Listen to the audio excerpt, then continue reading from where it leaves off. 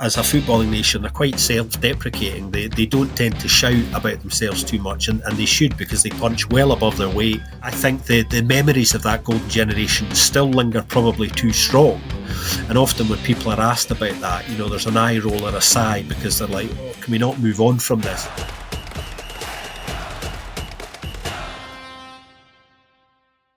Welcome everybody to Make Football Great Again, your definitive 48-nation roadmap to the 2026 World Cup. I'm Harry Brent, and over the coming weeks and months, we're profiling every single nation heading to the tournament this summer to find out more, not just about the teams, but about the countries, the cultures, the fans involved. And hopefully we'll uncover a few little stories and secrets along the way too.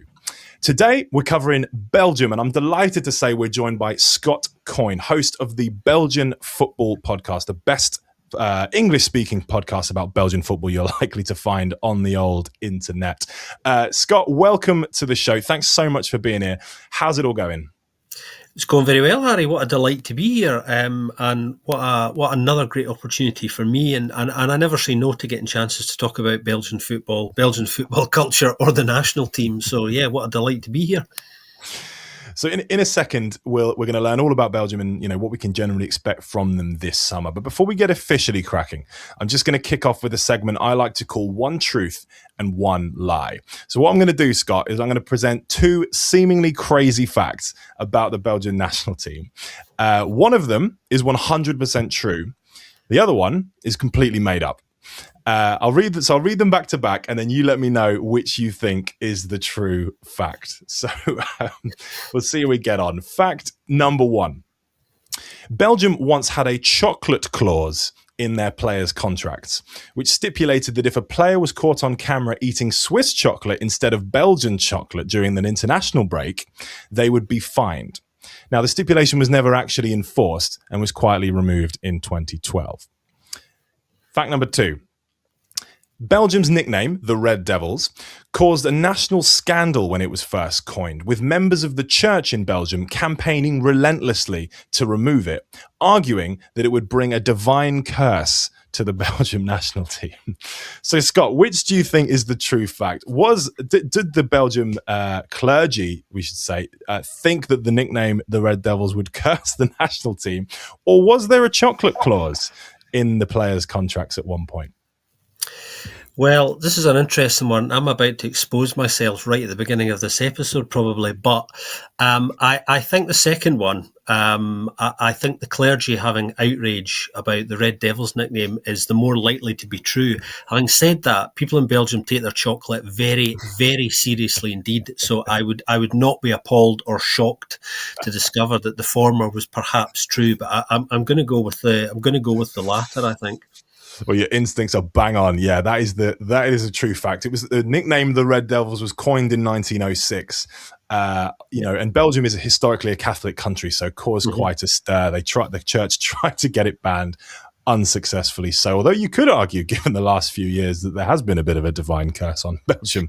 But anyway, we might get into that a little bit later. So Belgium, two-time semi-finalists at the World Cup, once in 1986 and again in 2018, where they beat Gareth Southgate's England twice, once in the group and again in a third place playoff after England lost that game in Moscow in the semi-finals to Croatia. 2018, of course, was the height of Belgium's fabled golden generation, which featured the likes of Eden Hazard, Kevin De Bruyne, Vincent Kompany, Thibaut Courtois, Romelu Lukaku, to name just a few. They won every single game of that tournament except the semi-final against France. They were disappointingly knocked out in the group stage at Qatar 2022. And will be desperate, I'm sure, to make amends and bounce back this summer in North America, where they're in Group G alongside Egypt, New Zealand, and as things stand, Iran. We'll see whether they stay in the tournament or not. Watch this space, I suppose. But just before we get into the nitty-gritty about the 2026 World Cup, Scott, I'm just going to begin with a section we call the travel log. So before we talk players and tactics, I just want to get to know a little bit more about the culture, the footballing history behind the team. So I'm going to put you on the spot straight away. Who is Belgium's footballing GOAT? Oh, geez, this is such a tough question, actually. I think there's two answers to this. I think there's my answer, which I think a lot of people would agree with. And then I think if you did a straw poll of this today on the street in Belgium, I think most people of a contemporary persuasion anyway, because people's memories don't tend to go back too far unless you're, a serious geek, a bit like me about this. Most people would probably say Eden Hazard from a contemporary perspective, if you ask them instinctively about this. But actually, I think if we're looking at the broader picture here, I think it is somebody called Paul van Himst, who's somebody who not everybody would necessarily be aware of. Paul van Himst is a legend in Belgian football circles, now in his mid-80s, still going, can still be seen regularly at Anderlecht games, where he played most of his career. 8 Belgian league titles, 4 Belgian Golden Shoes, which is the Player of the Year award in Belgium. He was voted Belgian footballer of the 20th century by the Belgian FA, I think rightly. 30 goals in 81 caps for the national team across his career, over 300 club goals as well in his club career. And he finished 4th in the Ballon d'Or voting in 1964 when he was, a young man on the rise. And he's also in Escape to Victory, by the way. He's one of those footballers who people probably wouldn't know. So go and rewatch that film actually after you've listened to this, and give him a Google on YouTube, because there's some great archive footage of him. But yeah, absolutely legendary figure who most people in Belgian football will be aware of, and his kind of reputation goes before him. So I think, for taking a broader historical kind of sweep at this, then I think it's almost certainly Paul van Himst. Can I assume, given the fact that you raised Eden Hazard there and not Kevin De Bruyne, obviously there's a big debate in amongst English fans or Premier League fans who sort of, it's a bit of a toss-up between who had the better Premier League career or who was the better player between Hazard and Kevin De Bruyne. Can I assume, given your answer, that in Belgium, Hazard is a little bit ahead of De Bruyne in their estimations? I think probably, yeah. I think there's a feeling that I think the levels that Hazard hit, I think, in terms of his output and his attacking intent, is something that's going to linger long in the Belgian psyche and memory. And that's in no way a negative reflection on kind of Kevin at all. I think people are very well aware of how good and influential he is. I mean, arguably he's more influential than Hazard, but I think there's just something about Eden Hazard when he was at his absolute peak. If you look at 2018, and that World Cup run, some of those performances kind of coming into that tournament and at that tournament itself just, are just etched on the psyche now, I think. And I think it's kind of difficult to kind of look past that. It's such an interesting thing, actually, because, you would assume that De Bruyne, I think many would perhaps be ahead of that. But I know I haven't spoken to Belgians, and Ari Oris at the Belgian Football Podcast, who's one of the 3-man team, who works with me in producing the pod, has always been, very vehement that, he thinks Hazard is probably the absolute best he's seen in his lifetime, in a contemporary context. And I think it's just, people often respond emotionally and instinctively to these things. And I think some of the memories that Eden Hazard has given people, I don't know, are just sitting in the psyche a little bit more at their forefront than they do with Kevin. What you always remember with Kevin is a particular pass or a particular moment, but I think Hazard was capable of those just whole transitionary moments in games that kind of got you out of your seat. Having said that, Kevin's capable of that as well. We shouldn't take that away from him at all. We've seen that from him plenty of times. But yeah, Eden Hazard's just got something talismanic about him, I think, in the Belgian psyche. Yeah, a lot of it has been made of Belgium's golden generation. I wanted to ask, what sparked it? Obviously, Belgium don't have a particularly littered history of producing incredible footballers. Obviously, they have individually throughout the years, but suddenly they had this generation of 4 or 5 genuinely world class players, plus a supporting act of 10 or 11 others who were maybe not world class but really top players. Was that just a fluke? Was it just a fluke that they all came along at the same time, or was there a concerted effort to sort of beef up youth football in the 2000s? Well, there's a great story behind this. I mean, it wasn't an accident. That's the honest answer to that. I mean, this goes way back, I think. Probably the key moment here is probably Euro 2000. So Belgium come into Euro 2000 as co-hosts. Quite a lot is expected of them at this point, which is unusual for Belgium, actually, because as a footballing nation, they're quite self-deprecating. They don't tend to shout about themselves too much, and they should, because they punch well above their weight and historically have as well. Belgium come into Euro 2000 as co-hosts. In truth, at that point, are on, they're in decline at that point and had been for a number of years. And I think while there's an awareness of this, because they're co-hosts, obviously the expectations go up.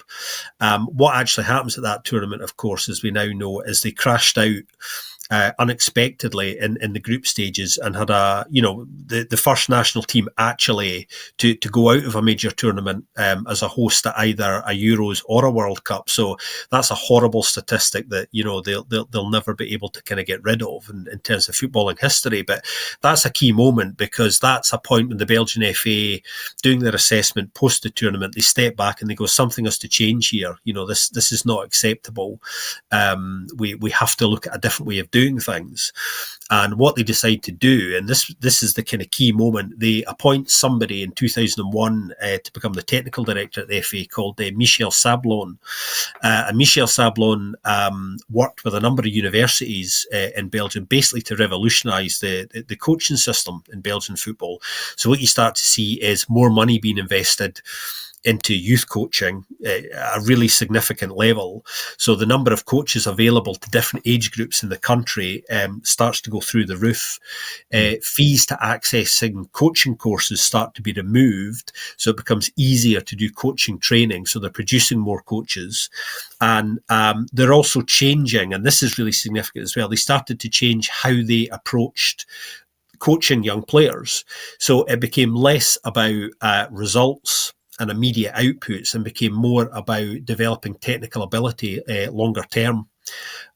So that, given a sort of 5 to 10 year plan probably at that stage. And the reality is these things take a little bit longer. They often take 10 to 15 years before you really start to see significant change. Although because of the resources that Belgium put into it, it happened much quicker than that. That gets us to a point where the academies of the Belgian clubs start to regularly produce serious young talent. And these are the academies that we see the Thibaut Courtois and the Kevin De Bruyne's and the Romelu Lukaku's coming through at Anderlecht and at Genk and at Club Brugge and other top clubs in Belgium, which now have internationally recognised academies for producing kind of youth talent. So there was a long-term plan there that produced these players. So it wasn't a happy accident. And in fact, things started, they started to get results kind of before 2018. The side was starting to look, really quite promising. I think probably 3 or 4 years before that, but they weren't quite there yet. They had that famously, infamous night against Wales as well, when they were expected to beat Wales, and Chris Coleman's side, turned them over because of, they were a bit complacent on the night actually, and that's still something that haunts them a little bit. Euro 2016, that's right. I was talking about that recently, actually. Obviously, Belgium were playing Wales not too long ago, and I was talking to BBC Sport about this. We were doing a little piece in the run-up to that game, and we talked a lot about the damage that did to the Belgian psyche, because they were on an upward turn at that point. They just weren't quite there yet. And it's interesting how this country responds when they are the strong favourites, because it's not something that they're naturally comfortable with. But there was a long-term plan, and at the moment they're sitting in a place where that cycle has essentially come to the end, and we have all these questions about, okay, how do we manage the future? And these are all questions that Rudy Garcia gets kept awake at night by.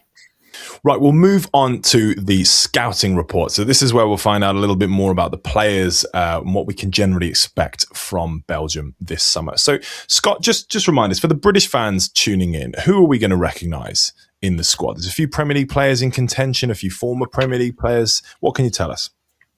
Yeah, well, I think there's a lot of names, probably more names than you would recognise than not. Actually, certainly from from English football fans' perspective, mainly because a lot of these players either currently play in England or have played in England for a significant part of their career. I mean, just reeling off the obvious ones, there's De Bruyne and Lukaku, Jeremy Doku as well, Leandro Trossard, Yuri Tielemans, Amadou Onana. They're all right at the forefront of people's consciousness at the moment, but there's others in there as well.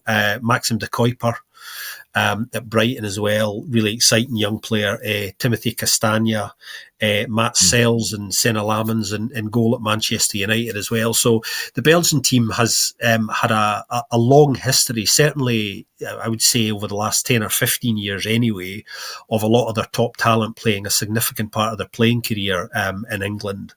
And most people will certainly know all of those names, and anybody who follows European football, even at a kind of cursory level, will certainly have heard of some of the other younger talents kind of coming through. But there's a lot of reasonably heavy hitters there that people will be very, very familiar with. Yeah, plenty of heavy hitters for sure. So just looking at the group, Egypt, New Zealand and Iran, potentially, as we've mentioned. How do you expect Belgium to get on in that group? And what is fan expectation like heading into the tournament? What would constitute a good tournament for Belgium? Do the fans have any aspirations of winning it? Is that too far? What can you tell us? Well, they should win the group, in all honesty. They absolutely should win the group. I mean, when the draw was made, I think everybody looked at each other and went, yeah, that's a great draw. That is a great draw. I and a number of other people were a little bit disappointed with the draw, if I'm honest, because I felt it was quite, and I still do actually, I felt it was quite important that Belgium perhaps drew another reasonably big boy in their group, because in qualifying they've blown hot and cold and been a bit unconvincing. I think that's probably the right word, and haven't really played their best football in the qualification often until they went behind in games, and that's never an ideal thing to see, because international football is so different to club football. You have to go into games and hit a certain level, just be able to switch that right on. There's no time to feel your way into something. It's a very different thing. That I think the Belgian fans often come into tournaments not expecting kind of too much. They're used to that, and I think the feeling coming into this World Cup is very much like that as well. I think they are prepared to be pleasantly surprised, but also prepared for disappointment. I think there's a feeling post-golden generation that that things are on a downward cycle for them. I don't think that's really the case. I think if you take a step back and look at it more closely, there's a lot of talent in that squad available there, and it is a side who again, like history has shown, has the potential, I think, to go and surprise a few. It's just whether they can turn it on, as I was saying, because qualification campaigns are very different to actual tournaments. The football there is very different, as is the psychology of that, I think. So it's all about how you cope with turning up and having to do a job in the day. The draw's been very favourable to them, and interestingly, if they win that group, which they should, and the expectations are that they should, is they will play one of the best third place finishers should they win the group, which is a hell of an incentive to go and have a reasonable run at the tournament, I think. So the motivation is there, and the prize is obvious. I think fans are going to come to this tournament, hoping for the best, but also they will not be surprised if they're disappointed at the same time, because I think the memories of that golden generation still linger probably too strong. And often when people are asked about that, there's an eye roll or a sigh, because they're like, oh, can we not move on from this? And sometimes I feel a bit like that as well, because often I go, look, when you look at this squad, there's some really good players there. We've I think Belgium have moved on. I think the spine of the squad at the moment still has some massive influences from that generation who have, I think, one last tournament in them. That's the Thibaut Courtois, the Kevin De Bruyne's, and the Romelu Lukaku's. Really interesting conversation around him to be had, I think, because so many unknowns there as well. And they still carry huge weight and say with this squad as well. And I think that's the problem. Domenico Tedesco, who tried to make some progress immediately after Roberto Martinez left, was always going to have a very difficult job. And to be fair, I think history will look at Domenico Tedesco and probably have quite a favourable assessment of his short time in charge, because when a coach comes in at the end of a huge cycle like that, they're on a hiding to nothing really. And really what he did was give lots and lots of young players an opportunity and experiment a lot. And that's what you have to do. Didn't really get great results from that, but you're not going to, I think you have to accept that there has to be a period of assessment. Rudy Garcia obviously now is coming into a major tournament and has really, I think chosen his own favoured squad and realises that he's going to be judged on kind of what he gets done. And I think he has decided, I need to find a balance between getting the best out of those three players who are still extremely influential, hoping that they stay fit and are able to perform at their best as well. Because if Belgium are going to do anything, those three have to be fit, I think, and perform reasonably well. Otherwise, it's an entirely different side, really, the Belgium side that we're going to see, but also allow some of that younger talent the freedom to go and do their thing, because they're going to be carrying the side and performing for the side longer term in the future. So it's just balancing those things so that some of those big names and big hitters don't get ostracised and you don't fall out with them, because that would have a terribly destabilising effect on the squad coming into a tournament. And we've already seen problems between Tedesco and kind of Courtois, which were only resolved recently when Rudy Garcia kind of came back in and repaired his relationship with the national team. You've already sort of touched on it there a little bit, but who's going to be Belgium's talisman at this World Cup? Is it still De Bruyne, in midfield, or is he going to take a bit more of a backseat role? Is somebody else going to sort of lead the charge? It's a bit of an unknown, I think, in honest. I mean, I think Lukaku and De Bruyne are going to be very, very important. And again, this comes back to their influence. I mean, such is their influence that they do have a lot of weight in team selection. Not something people like to talk about, but their opinion does carry weight on and off the pitch. I think the situation with Romelu at the moment is quite complex, because obviously it doesn't look like he's going to play for Napoli again, so it doesn't look like he's going to see a lot of game time between now and the tournament. Now that means one of two things: either the rest is going to do him good and he's going to come into the tournament quite fresh, or it's going to be a bit of a problem. And actually, he hasn't featured at all in the qualifying campaign, and that was deliberate. There was an agreement there between Romelu and the Belgian FA that they didn't think that he would be needed, and that he wanted to just concentrate on playing his club football because he just moved at that point. But there was always an understanding that he would come back in, obviously, and be a big part of the squad, because he does have one more big tournament, I think, in him. That has seen a situation in qualifying where who's going to score the goals for Belgium, and what we've seen is De Bruyne was the top scorer with 6. Rudy Garcia hasn't really found a solution to what do you do if Romelu Lukaku can't play because he's injured, or something else happens. And the reality is the goals have been spread around a little bit. So you're expecting other players to kind of step up. So yeah, the big question is, can he perform at the top level again? I think he's going to need to. Otherwise, some of the players in that Belgian team are going to have to pitch in a way that they're perhaps kind of not used to. That places extra weight on other players like Kevin De Bruyne, I think. But then there's also a huge weight on Jeremy Doku because of what he's capable of. The big complaint with Jeremy is his output isn't what it should be for his kind of quality, and I think that's fair. Often he kind of disappoints, but he has been getting better, and I think there's a lot of expectations that he's going to be able to contribute in a positive way. Yeah, so I think it's probably a toss up between De Bruyne and Lukaku. I think I don't see anyone else kind of really kind of fulfilling that mould. There is some talent there who could go and have a great tournament as well. It's worth pointing that out as well. That I think there are people who could make a name for themselves that nobody's necessarily expecting them to. But there's players that have got the potential to do that in the squad.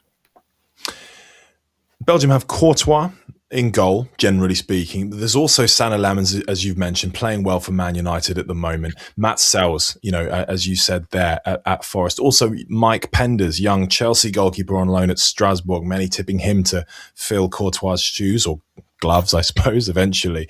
Do any of those names I've mentioned have a chance of unseating Courtois as number one at all? Not if he's fit. I don't think. This is interesting because I think most people would consider Courtois to be the best goalkeeper in the world. I think that's still a kind of settled debate amongst most people. Belgium, interestingly, have a history of producing very, very good goalkeepers going back a very, very long time. I mean, people of a certain age will remember the Michel Prédomes of this world class, probably the best goalkeeper in this world in his heyday. And that there are others there as well, I think, who probably should come into this conversation. But I mean, if we look at the goalkeeping situation at the moment, I mean, Courtois is going to start. I think he wasn't around for a lot of the qualifying campaign for a number of reasons, and again that was partly to do with injury, but also partly to do with agreements with the Belgian FA as well. But you mentioned Sells and Mike Penders. Other names worth a mention, obviously Koen Casteels as well. People will know about him. The academy at Genk has a really, really significant reputation for developing top goalkeepers. Names like Martin van der Voort might spring to mind as well. He come through Genk's academy. He's going to go to the top as well. That's the expectation. Interestingly, just last week, 17-year-old goalkeeper at Genk, Luca Brugmans, who's been playing for Genk's development side, made his debut for Genk's senior team last weekend, partly because Genk's first-choice goalkeeper, who, and this is really significant, for most of the season, has been a goalkeeper who did not come through that academy, and he's had a pretty ropey season in truth, a lot of mistakes. So he's been taken out of the firing line, and they've brought in another starlet from the academy, and a key name here who's a bit of a legend in Belgian footballing circles, particularly when it comes to goalkeeping, somebody called Guy Mertens, who has been Genk's goalkeeping specialist since the early 90s. Incredible, over 25 years really at Genk. He's also the goalkeeping coach for the national team, somebody Rudy Garcia brought in. So there's a recognition that Guy Mertens knows how to produce top goalkeepers. And Genk have a reputation in Europe now for being one of the best places to produce goalkeepers. So all eyes outside Belgium and inside Belgium will look at that academy and constantly be looking at Genk to produce the next national team goalkeeper. And they've got a history with that.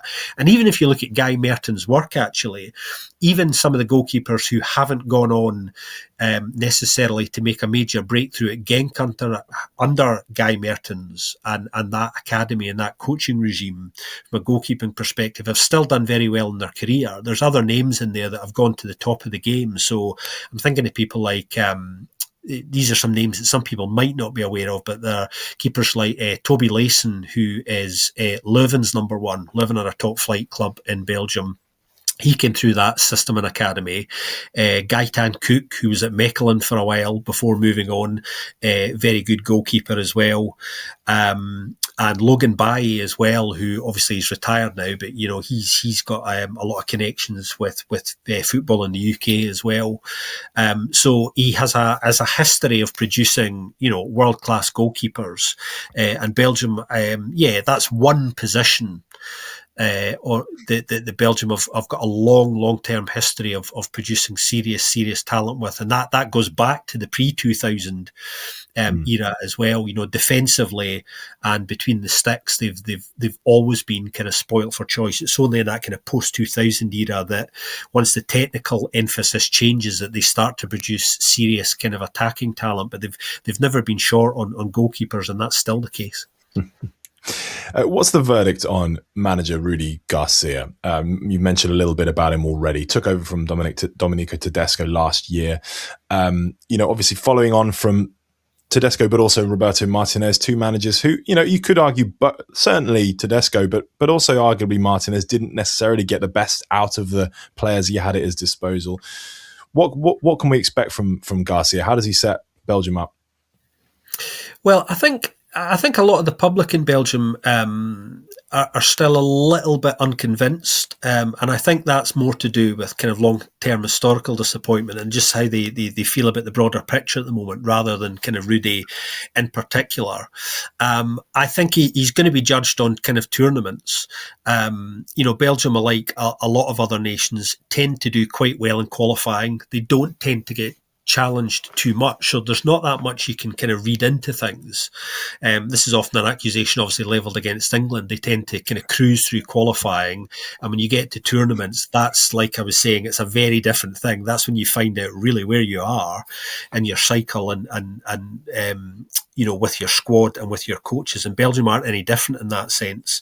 I think he's a reasonably good fit. He has a very, very close working relationship with the Belgian FA's technical director these days, Vincent Manert, who hasn't been in post there for too long, actually. He had a very successful period running Club Brugge at club level, Vincent Manert. But yeah, Rudy's very much Vincent's man and his choice. They've got a close working relationship. He's a very pragmatic coach. He does tend to kind of favour an attack-orientated, possession-based game, making the best of kind of quick transitions, effective counter-attacks. There's generally kind of quite a high press, an emphasis on technical ability, I think, tends to give the creative players, the Kevin De Bruyne's and the Yuri Tielemans of this world, a little bit more freedom, and expects, other players to kind of, drop back if necessary to give them a little bit extra cover. But yeah, it's really about kind of valuing, technical discipline and a kind of collective spirit, and organisation as well. He tends to favour 4-3-3, but he has played 4-2-3-1 a lot in qualifying, and that's obviously quite a minor tweak on 4-3-3. But the way generally he sets them up is not too dissimilar at all to the way that they played under Roberto, who history again is going to remember him very well, not just because he nearly got to the final. It was very interesting. He was asked about that recently. He did get asked, "What's your biggest footballing disappointment in your career?" And he said losing that semi-final to France is his biggest disappointment, and it kind of still haunts him. He said it would just have been really nice to have got to that final. Obviously a great thing to have in your CV. I do agree with him. I think, when you look back at that game, Belgium were the better side, actually. And, football at this level is about margins, isn't it? About moments in games often, and when they don't go against you, usually the result doesn't go your way either. And yeah, I think that kind of still smarts for a lot of people. But yeah, things haven't changed too much from a tactical perspective. We've had a couple of changes since Roberto left, and they're really kind of trying to find their place again. And it's going to be really, really interesting to see how they do, I think, because I think there's potential there for them to surprise. But for me, there's a mentality issue that needs to be conquered a little bit. They haven't, as I was saying, played their best football until they've gone behind in games. And that's not a consistent pattern you want to really get into. And that would be a concern for me. We saw that a lot in qualifying. You don't want to turn it on. You want to turn up at the start and, dominate games as much as possible, and that's not really something they've done that much of. They've been great in periods in games, and won a lot of games convincingly, but there's been, I would say some games, around a third of some games, where they've been a bit invisible at times, and you can't do that at a major tournament. So there has to be a mindset shift, I think, coming into this. And that was why I had just a tiny worry about the draw being as favourable as it was, because I thought, right, they're not going to meet anybody who's really going to push them too hard until a little bit later on. And I don't think that's a good thing. in all honesty. You need to hit a certain level kind of quite early, and I don't think that helps them. But we'll see how they get on. And I think they come into this tournament in quite good shape, to be honest. There are some injury worries generally around kind of some key players at the moment. And a lot of their chances in terms of how well they're going to do it is very much going to depend on how fit the key players kind of remain, because it's something that's kind of, seen them come unstuck. Certainly at the last World Cup, that was a major factor in really that failure, was the fact that, key players weren't fit. And when the pressure was on them, they couldn't produce the goods, and that's when players start to fall out with one another, and you turn on people, and it all gets ugly. And when that happens, you've got no chance. The bubble bursts instantly, and that's what we saw there. Right, we'll just wrap up with some quick fire questions about the World Cup. So I'm going to put you on the spot, Scott. Who's winning the 2026 World Cup? I think the smart money is on Spain or France, but if I had to pick one of them, I'm going to say Spain, because my Belgian friends would come knocking on my door if I said France, for obvious historical and cultural reasons. How do Belgium get on? Where do they finish? I would like to say the quarterfinals. I think that's got to be the aim, I think, and there's no reason why they can't achieve that when you look at the roadmap that's sitting there in front of them. If they bring their best selves, then I would expect a quarterfinal. Who's going to win the Golden Ball, so the best player at the tournament? Well, I think the smart money's probably in somebody like Mbappe, but I think if we want to get really interesting about this, I would like to see it be, and hope it could be, somebody like Lamine Yamal, who obviously is just outrageously talented. And, here's another stage for him to go and do his thing again. He's definitely worth keeping an eye on, I think. And what about the Golden Boot, top goal scorer? Mbappe is going to be in the conversation again, but I also think Harry Kane probably will be in the conversation, regardless of, how far England go. He always has goals in him. And I don't think this tournament's going to be any different. And lastly, what is your controversial / outrageous prediction for the World Cup? Doesn't have to be about Belgium necessarily, but what have you got for us, Scott? Well, I would love to see, and I don't know if this is going to happen because historically everything is kind of against it, but I would love to see, just for the sake of football generally, how wonderful would it be if we got a first-time winner? I think it's something the tournament desperately needs, and I think it's something that football more generally would kind of benefit from. So that's something that I would really, really like to see, whoever that may be. If I had to push you, if you had to say one, who would you think, if there was going to be a first-time winner, who's it going to be? Well, there are some rumblings, and I think this kind of follows the type of eccentricity. There are some rumblings that Colombia might be worth watching. They're never short on entertainment. I mean, I find it difficult to get my head around that, but I can also understand why people kind of lean that way. I would love to think one of the African nations may do it. We saw with Morocco last time, how kind of close they went and surprised everybody. So I think we're getting closer to a moment like that. But yeah, it would be great to see a kind of first time winner, whoever that would be, and whoever it's going to be, if that's going to be the case, is going to surprise everybody. Scotland, perhaps. Fingers crossed. I think they're just absolutely delighted to be there, actually, and kind of so they should, because it's been a long time coming for Scotland. So being back at the top table and at that party is something that they should really, really kind of go and enjoy, I think. 100%. Fantastic. Thank you, Scott. Really, really appreciate your time, mate. Been a pleasure. That does it for our Belgium preview. Let us know in the comments how you think the Belgians are going to get on this summer. And join us next time for more stories, insights, and deep dives as our global scouting mission continues as we count down the days to the 2026 World Cup this summer. Until next time, keep making football great again.